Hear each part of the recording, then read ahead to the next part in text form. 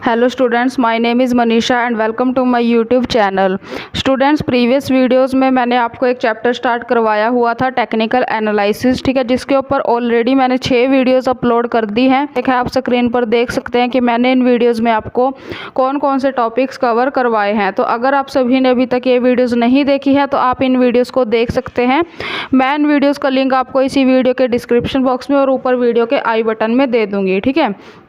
तो स्टूडेंट्स, जो हमारी आज की वीडियो है, वैसे तो ये लेसन हमारा लगभग कंप्लीट हो चुका है, ठीक है, लेकिन इसमें हमारे कुछ छोटे टॉपिक्स जो है रह गए हैं जो 4 मार्क्स में आपके पास एग्ज़ाम में पूछे जा सकते हैं, ठीक है।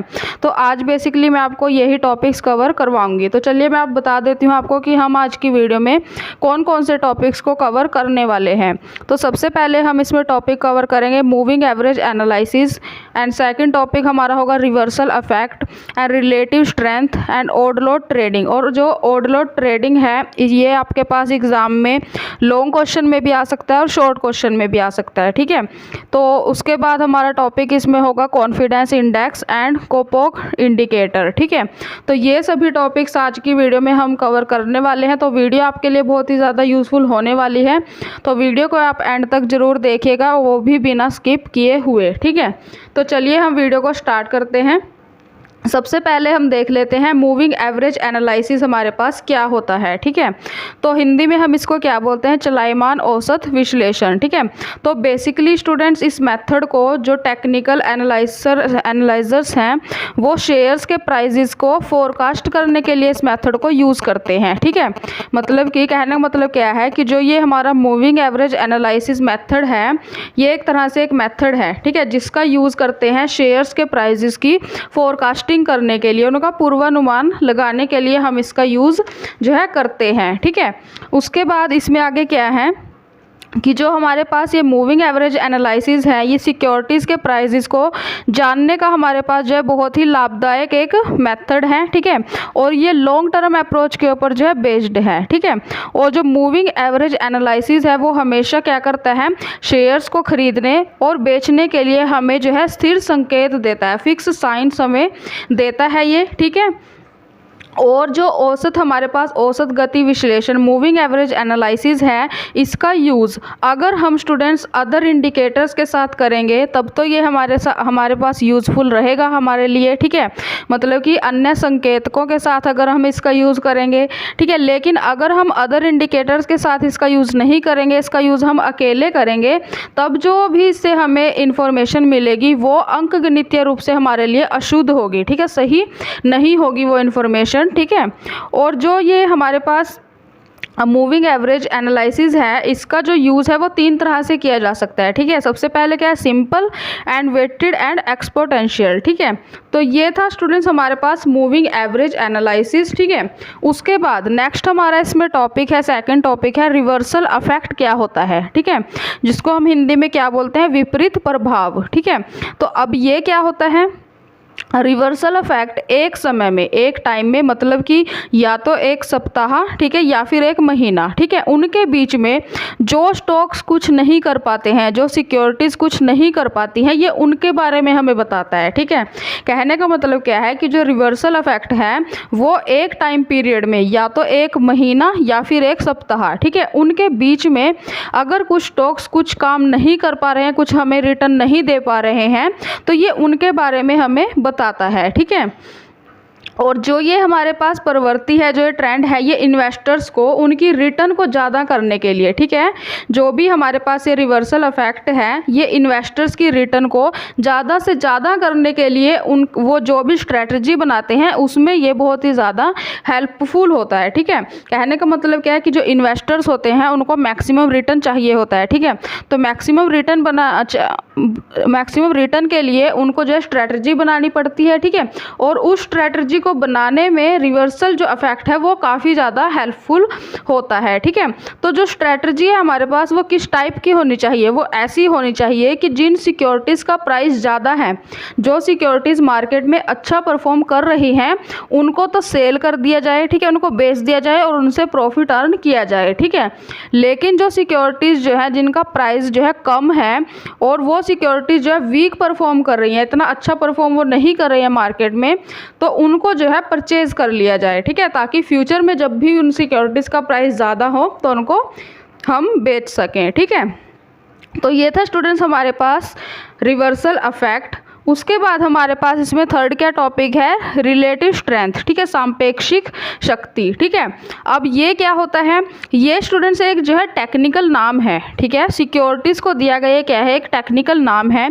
और ये किन सिक्योरिटीज़ को दिया जाता है, ये उन सिक्योरिटीज़ को दिया जाता है जो या तो मार्केट में तेज़ी चल रही है या फिर मार्केट में मंदी चल रही है, ठीक है। तो तेज़ी और मंदी दोनों अगर स्थितियों में, दोनों सिचुएशन में अगर सिक्योरिटीज़ के प्राइस जो है वो फिक्स रहते हैं, ठीक है। ध्यान से सुनना, मैंने क्या बोला कि जो सापेक्षिक शक्ति है, रिलेटिव स्ट्रेंथ है, ये एक टेक्निकल नाम है जो सिक्योरिटीज़ को दिया जाता है, ठीक है। और उन सिक्योरिटीज़ को दिया जाता है जो मार्केट में तेज़ी और मंदी के टाइम में जिनके प्राइसेस जो है फिक्स बने रहते हैं, ठीक है, उनमें कोई भी चेंज नहीं होता, उनको जो है ये नाम दिया जाता है, ठीक है। उसके बाद आगे इसमें क्या है कि हम रिलेटिव स्ट्रेंथ की कैलकुलेशन हम कैसे करेंगे, ठीक है। तो इसमें आगे आपको कुछ पॉइंट्स जो है यहाँ पे लिखने पड़ेंगे, ठीक है, कि हम इसकी कैलकुलेशन कैसे करेंगे। तो सबसे पहले इसमें पॉइंट क्या है कि सिक्योरिटीज़ की रेट ऑफ रिटर्न को मेज़र करके, कि जो हमारे पास सिक्योरिटीज़ है वो हमें कितना रेट ऑफ रिटर्न जो है प्रोवाइड कर रही हैं, ठीक है, उसको मेज़र करके हम इसकी कैलकुलेशन करेंगे। सेकेंड, सिक्योरिटीज़ को क्लासीफाई करके अलग अलग कैटेगरीज में उनको डिवाइड करके, ठीक है। थर्ड क्या है, सिक्योरिटीज़ की जो एवरेज रेट ऑफ रिटर्न है उसकी कैलकुलेशन करके, ठीक है, मतलब कि एवरेज जो हाई रेट ऑफ रिटर्न है उसकी कैलकुलेशन करके हम इसकी कैलकुलेशन करेंगे, ठीक है। एंड फोर्थ क्या है कि किसी भी इंडिविजुअल जो सिक्योरिटी है उसकी परफॉर्मेंस को जानने के लिए हम रेशो एनालिसिस की टेक्निक का यूज़ करके हम इसकी कैलकुलेशन करेंगे, ठीक है।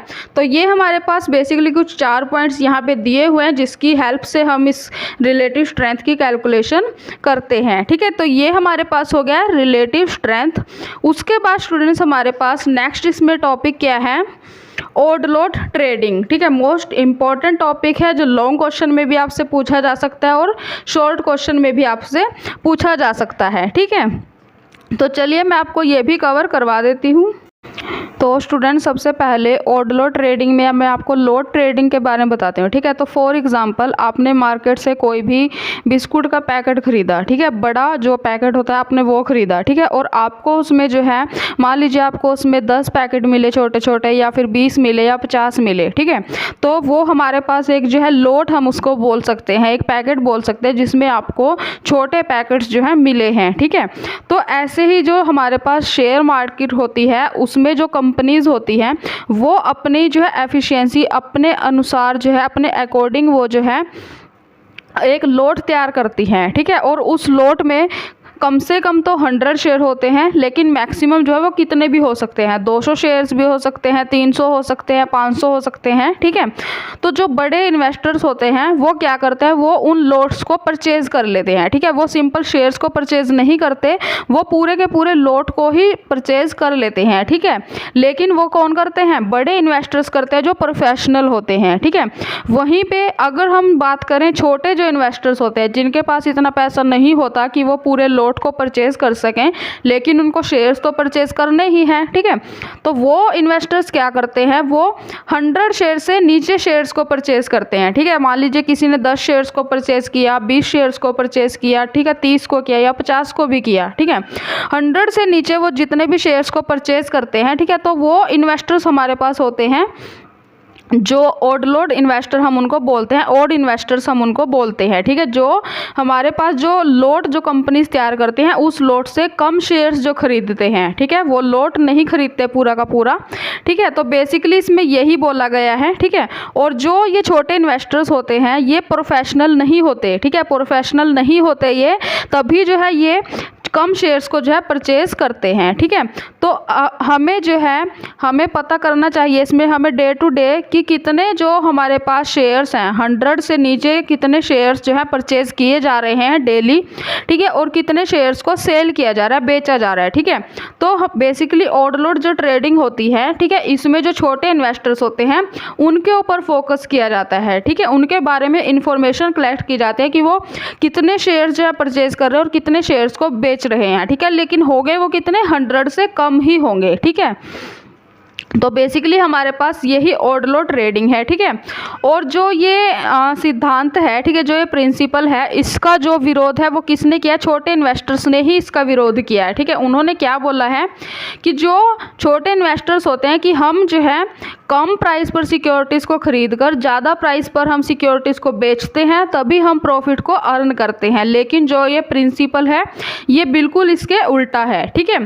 तो बेसिकली यही है हमारे पास ऑड लॉट ट्रेडिंग, ठीक है। आई होप आपको ये अच्छे से क्लियर हो गई होगी, ठीक है। उसके बाद नेक्स्ट इसमें हमारा टॉपिक क्या है? कॉन्फिडेंस इंडेक्स क्या होता है, विश्वास सूचकांक क्या होता है हमारे पास, ठीक है। तो जो सिक्योरिटी हमारे पास मार्केट होती है उसको एनालाइज करने के लिए जो कॉन्फिडेंस इंडेक्स है उसकी कैलकुलेशन की जाती है, ठीक है। कॉन्फिडेंस इंडेक्स की कैलकुलेशन के बेस पर ही मार्केट को एनालाइज किया जाता है, ठीक है। और जो कॉन्फिडेंस इंडेक्स होता है स्टूडेंट्स, वो इन्वेस्टर्स के मन में सिक्योरिटीज़ के सेलिंग और परचेजिंग के लिए इच्छा जागृत करता है। मतलब कि ये उनको जो है प्रेरित करता है, इन्वेस्टर्स को प्रेरित करता है ये सिक्योरिटीज़ को बेचने और ख़रीदने के लिए, ठीक है। तो जब इन्वेस्टर्स का जो हमारी इकोनॉमी होती है उसमें उसका विश्वास बढ़ जाता है, ठीक है, तो वो क्या करते हैं? तो इन्वेस्टर्स जो हैं अधिक रिटर्न को प्रोवाइड करने वाले जो भी बॉन्ड्स होते हैं, हाई जो बॉन्ड्स होते हैं उच्च वर्ग वाले, ठीक है, उनको जो है उनमें जो है ये पैसा लगाते हैं, ठीक है, उनमें इन्वेस्ट करते हैं, ठीक है। जो हमारे पास हाई जो उच्च वर्ग वाले बॉन्ड्स होते हैं उनकी जो स्टूडेंट्स भागीदारी है, ठीक है, उनका जो पार्टिसिपेशंस है वो ज़्यादा होता है शेयर्स में, ठीक है, लेकिन वो जो है हमें ज़्यादा रिटर्न नहीं देते, ठीक है। लेकिन जो हमारे पास कम जो लो लेवल के हमारे पास बॉन्ड्स होते हैं उनमें रिस्क तो ज़्यादा होता है लेकिन वो हमें रिटर्न भी ज़्यादा प्रोवाइड करते हैं, ठीक है। तो बेसिकली जो कॉन्फिडेंस इंडेक्स हमारे पास होता है वो इन्वेस्टर्स को प्रेरित करता है, मोटिवेट करता है और ज़्यादा शेयर्स को परचेज करने के लिए और सेल करने के लिए, ठीक है। तो यही हमारे पास कॉन्फिडेंस इंडेक्स है। उसके बाद लास्ट इसमें जो हमारा टॉपिक है वो क्या है? कोपोक इंडिकेटर, ठीक है। अब ये क्या होता है? तो कोपोक इंडिकेटर जो है वो इन्वेस्टर के विश्वास को जानने का एक जो है सामान्य मापक हम इसको मानते हैं, ठीक है। कहने का मतलब क्या है कि जो कोपोक इंडिकेटर है वो वेव, जो मैंने वेव आपको थ्योरी करवाई थी, ठीक है, प्रीवियस वीडियोस में, ठीक है, उसके ऊपर ये जो कोपोक इंडिकेटर है ये बेस्ड है, ठीक है। और जो हमारे पास इन्वेस्टमेंट होती है उसमें लॉन्ग टर्म की ये जो है हाइपोथेसिस करता है, ठीक है। जो कोपोक इंडिकेटर है वो वेव सिद्धांत के ऊपर, वेव प्रिंसिपल के ऊपर बेस्ड है, जो लॉन्ग टर्म जो इन्वेस्टमेंट होती है उसमें चेंजेस की ये हाइपोथेसिस करता है, ठीक है। लेकिन क्योंकि जो शॉर्ट टर्म के चेंजेस होते हैं उनको हम सही से उनकी हाइपोथेसिस नहीं कर सकते, लॉन्ग टर्म के हम कर सकते हैं, ठीक है। इस जो इंडिकेटर है ये इसको इन्वेस्टर के विश्वास को जानने का एक सामान्य मापक हम इसको मानते हैं, ठीक है। आगे इसमें क्या है कि जो हमारे पास ये औसत संकेतक है, ठीक है, एवरेज जो इंडिकेटर है उसकी जो वैल्यू है वो शून्य को जो है उसमें आधार माना जाता है, शून्य को जो है बेस माना जाता है, जीरो को, ठीक है। तो अगर जो कोपोक का हमारे पास जो वैल्यू है वो जीरो से ज़्यादा होगी तो मार्केट हमारे पास कौन सी होगी? बुल मार्केट होगी, तेज़ी वाली मार्केट होगी, ठीक है। लेकिन अगर जो ये वैल्यू है ये जीरो से कम होगी तो मार्केट हमारे पास बेयर मार्केट होगी, मतलब कि मार्केट में मंदी चल रही होगी उस टाइम पे, ठीक है। तो ये था स्टूडेंट्स हमारी आज की वीडियो। आई होप कि आज की वीडियो आपके लिए यूज़फुल रही होगी और आपको ये टॉपिक्स जो है अच्छे से समझ आ गए होंगे और अब आपको इनमें कोई भी डाउट नहीं होगा, ठीक है। तो आज हमारा ये टेक्निकल एनालिसिस चैप्टर जो है कंप्लीट हो गया है, ठीक है। तो अगर आप सभी को ये वीडियो पसंद आई हो और इस वीडियो से आपको कुछ भी समझ आया तो आप इस वीडियो को एक लाइक ज़रूर कर दीजिएगा और चैनल को सब्सक्राइब करके बेल नोटिफिकेशन को ऑन करके साथ में दिए हुए ऑल के ऑप्शन पर क्लिक कर दीजिएगा, ठीक है, जिससे मेरी आगे आने वाली वीडियोस की नोटिफिकेशन आपको सबसे पहले मिल सके, ठीक है। तो मिलते हैं हम नेक्स्ट वीडियो में किसी और ऐसे ही यूज़फुल टॉपिक्स के साथ एंड तब तक थैंक यू सो मच।